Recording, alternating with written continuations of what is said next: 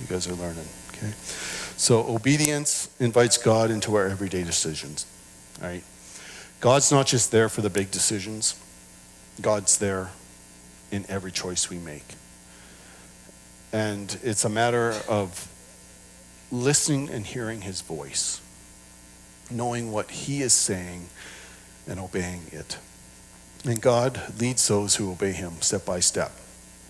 One thing I found in my experience in life, even though God has given me many revelations, he's given me many visions, he never tells me the whole story.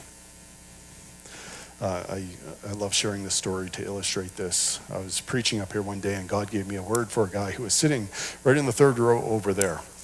And I said, this week on Wednesday, you're going to be sitting at your desk and this idea is going to pop into your head and your first thought is going to say, no, that's unrealistic. I said, no, I want you to sit there. I want you to pray about it. I want you to listen to it. And then I want you to go tell your boss about it. I just told them what God told me. A couple of weeks go by and I cornered him after a potluck and I said, well, hey, how's it going? Like, what happened with that? He goes, it happened exactly like what you said. I got this vision. I got this word. I took it to the boss of my company. I explained it to him and he wants me to run the whole project. And I'm like, that's awesome. Great. And he said, it's in Texas.